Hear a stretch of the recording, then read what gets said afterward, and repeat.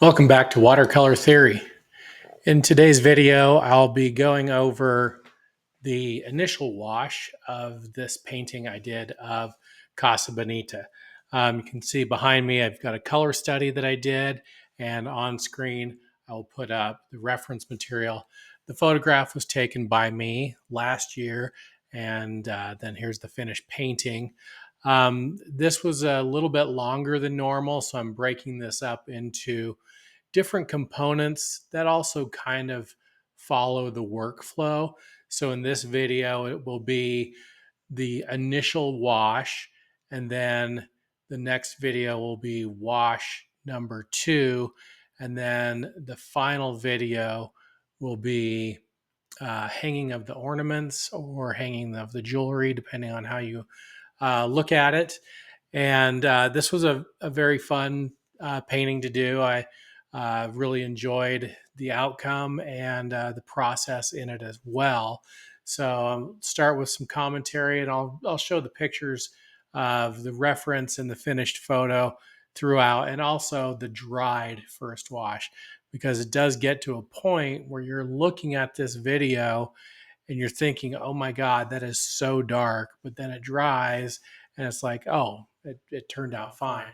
So right now, in the beginning wash, I had pre-wet the paper just so it would be more receptive to this blue. And I floated the blue in. This is a Princeton Brush Company quill, and then a Creative Mark brush. But the quill is what I'm laying down the blue background with. And then eventually I'll start doing some splattering with this one. You can also see behind me, I've got a hotel. It's the Stanley Hotel in Estes Park. That'll be one of my upcoming videos, which I didn't do any splattering on that one at all. I just, but on this one, I started with the blue for the sky, and then I floated in a very brownish red, which I will correct later to really give the sky some good color. And here I am washing the red and the blue to try to get a diagonal. And now I'm going in with more blue again. I'm also going to do a video in with this series where I'll go over the elements of design checklist, and then give it a grading and also do a critique. So we've got a few different things to watch that'll all be in bite-sized pieces. So all it takes is 10 minutes to get through each one. Now I'm putting in some orange that I just mixed right on the palette, a little bit of transparent pyrrole orange, and then adding in some yellows to really brighten up this sky. And then where the trees are, I know where the trees are, so I'm just splashing in the yellow to mix with the blue.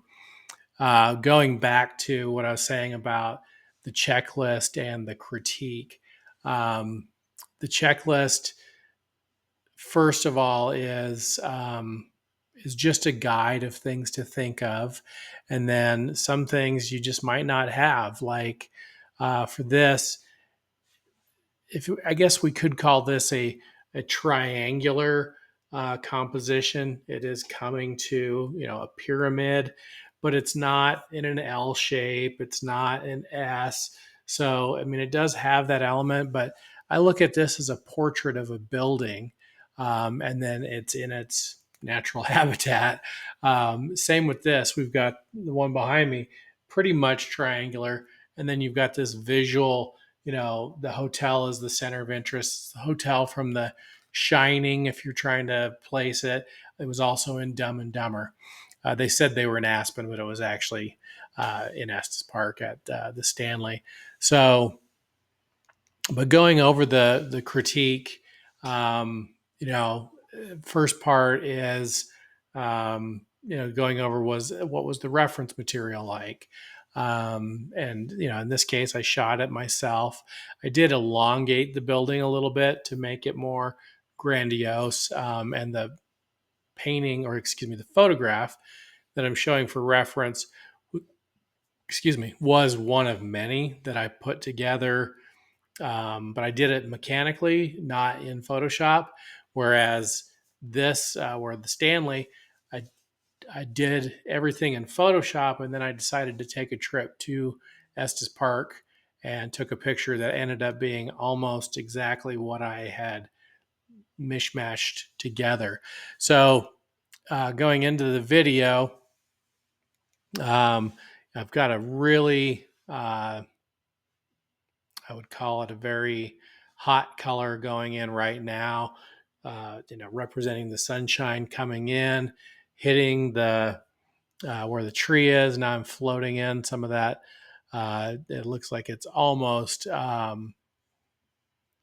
pure. Um, what's the color I'm going for here? Phthalo turquoise. Actually, on the palette, it looks now I'm doing phthalo blue red shade.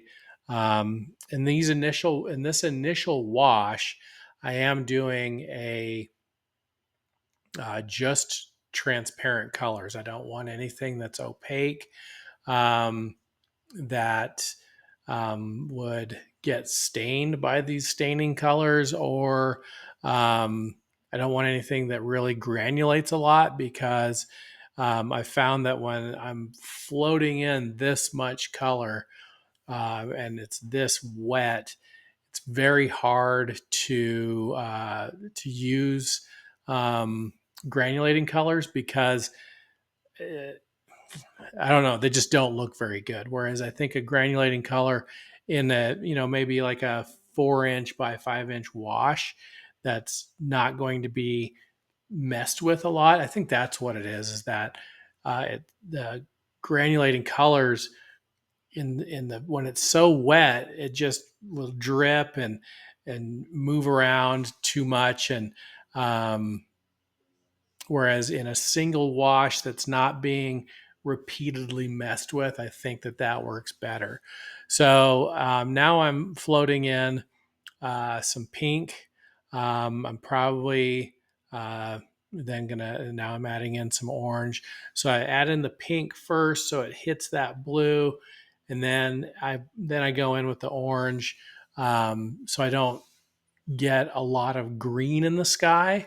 Um, so yeah, now I'm floating in. Well, I was floating in some quinacridone. Now I've made a mixture of of a dark like plum color or eggplant, and I'm really separating all that out. I'm putting in a diagonal shape, or a diagonal moving piece of bit of color to make it more dynamic. If it was just a straight up and down building and then horizontal clouds, it wouldn't be quite the same as this. Having a diagonal element, I always want to have corner to corner in my design. Draw through that, have not only the rule of thirds, where in composition where it crosses over, then it's also crossing that diagonal, and then diagonal moving elements. So now I'm at the end of this first video. Here's the dried, again, the dried wash number one, and then here's me working on that after the fact. So tune into the next video, and don't forget to hit like, share, and subscribe. Thank you.